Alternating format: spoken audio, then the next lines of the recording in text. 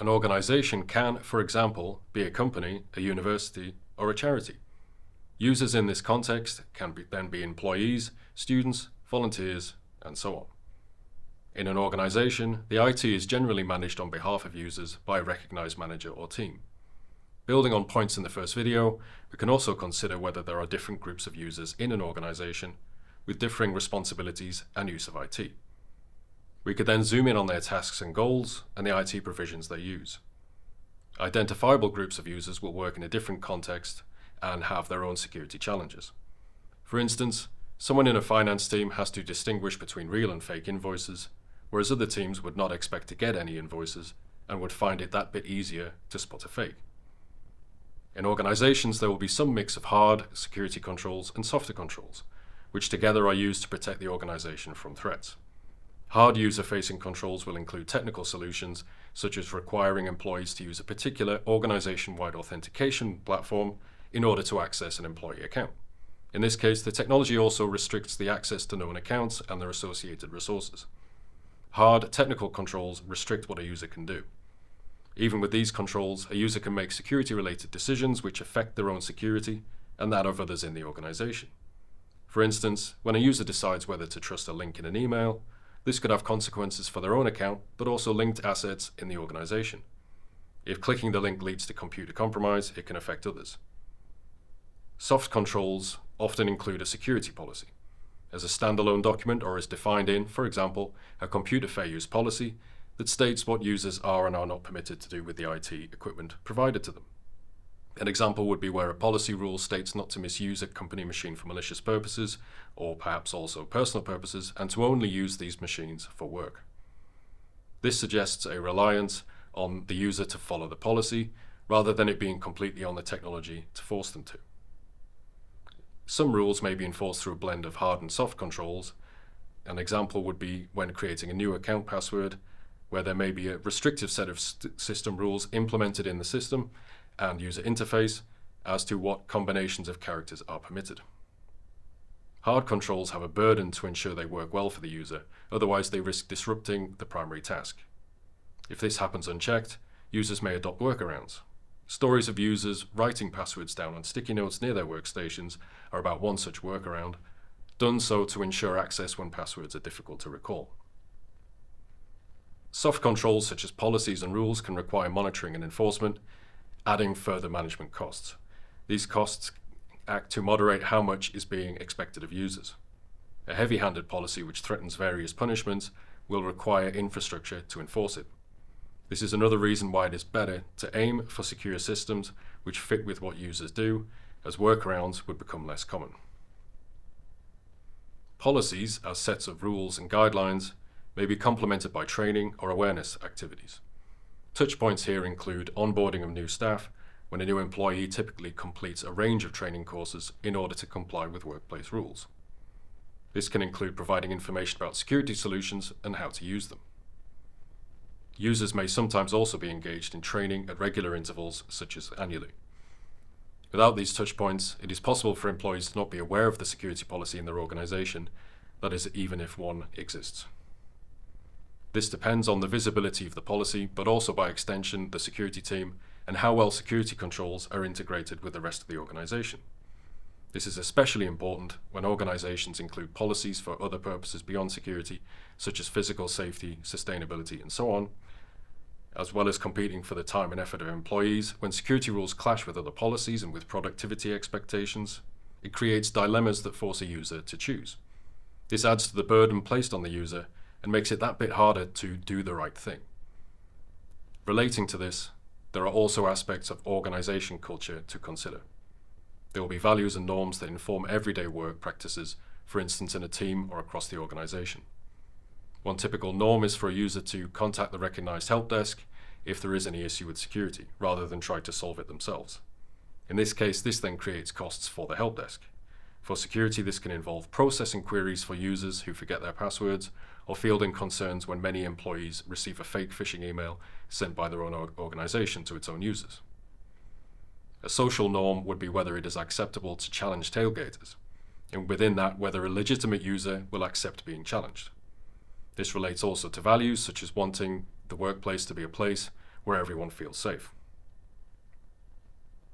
Here, we see a mock-up of a dashboard tool which was used in a study in discussions with IT security managers to explore security policy trade-offs. There are connections between the level of security we have, the amount of user support needed in case of problems, and the amount of productive time of employees that would be lost based on the configuration of security controls. If we make a password policy more complex as relates to, for example, the length of a password and its difference to recent passwords, users may need more time to type it in, but also may be more likely to forget it and need to call on help desk services. Here it is important to note that the understanding of how best to support employees and organizations to work securely is still evolving, including how to best manage the costs induced by skills development through training and secure working. Put another way, when a security manager adapts or creates a security policy, it is not a fact that users will be able to comply with the policy. How this is determined is still non-trivial, especially as users can adopt workaround and coping strategies which are not visible. An example would be reusing the same format for each new password as far as system rules allow. There can be differing reasons for why a user does not completely comply, relating to the cost of security itself, the costs of security relative to productive tasks, or the user's beliefs. We can broadly consider three categories. The first would be, could comply but cost too high. Users may agree that security is important, but see the effort of compliance as being too much. This is made worse if the cost of following security rules is vastly more than the effort required to complete the primary productive task.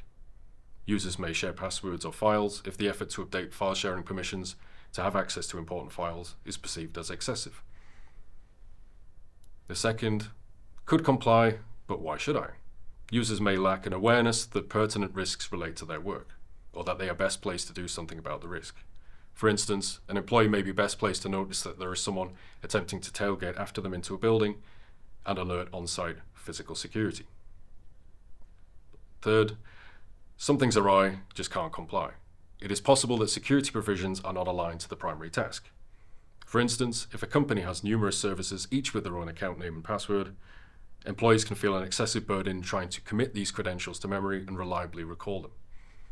This concern could be made worse for services which employees believe they absolutely must have guaranteed access to, hence why a user may feel compelled to write their password on a sticky note near their computer.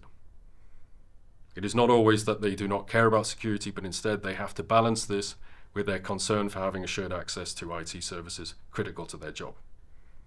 When users do not follow security expectations, it can instead relate to how well the system around them is designed and provisioned to ensure that they can complete their work and do so securely. It is useful to consider that there will be a limit to how much effort users will commit and how much of a cost they are able to bear to comply with policy and keep themselves and their organization secure. That is because user effort is not free and the cost of security for users is not zero. If the costs are too much, users may abandon the effort where they can, creating workarounds or coping strategies. This has been found in the work on shadow security behaviors in organizations, for example, by Kalopos et al. This can include, for example, writing passwords down to avoid the embarrassment of not being able to log in. Another example would be storing important files locally on a device if the alternative is to repeatedly use a time-consuming, login-protected file-sharing platform provided by the organization. Based on interviews in real-world organizations, the compliance budget derived by Buterman et al. Is a heuristic that explains what our options are. At a high level, the compliance budget posits that users can only be expected to do a certain amount for the security of their organization before they reach a limit. After that limit, security compliance falters. The organization then needs to take action to reduce the chance of employees reaching that limit in their budget for security costs, or otherwise to boost monitoring enforcement so that users want to avoid the costs associated with non-compliance. Here we have a visual representation of the compliance budget heuristic. Note that the x-axis represents the perceived individual cost of compliance. This already hints at the connection of actual effort and what the user believes about the effort they commit to security. Users will expend effort because the technical systems force them to, and beyond that, to protect their own work. They will also, to some extent, put in that effort altruistically for the good of their colleagues and the organization. For example, users may take time to double-check suspicious emails for themselves, but also for the good of the organization. Security effort that does not relate to user motivations will be perceived as more burdensome.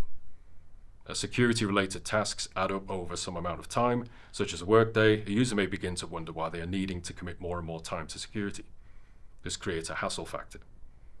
This can include repetition of regular tasks such as logging into a machine or service, logging in again after being timed out, needing to create and enter a secondary one-time code for any or all of these logins, etc. If a user reaches their limit, their compliance budget, they will act to avoid security effort. The organization then needs to invest in reducing the user costs of security, either for individual technologies or all technologies in sum, to bring users back on side and encourage users to dismantle their workarounds and once again follow the security policy and its rules. At the top of the list, organizations can improve the design of their security infrastructure to reduce the effort required to act securely. This includes identifying and removing clashes between security and primary tasks. For instance, providing and making password managers easier to use. After redesign, awareness and training activities can be deployed to relate security to primary tasks and build skills. The ENISA Cybersecurity Culture Guidelines, for instance, show how self-efficacy is key to secure behaviors. However, although awareness and training are a common approach, they can only work if user-facing security controls are assured to be usable. Ineffective training will only make things worse, as users will then have bad security and also be losing time to attending training that does not help. Similarly, if the culture of the organization supports users to take the time and effort to be more secure, the link between security and productive tasks will be clearer. This can include allowing users more time for security, such as checking emails carefully, because the organization as a whole agrees that security is important. Users will want to avoid any sanctions linked to non-compliance, but detecting and enforcing sanctions can have additional costs in itself, which would need to be taken into account.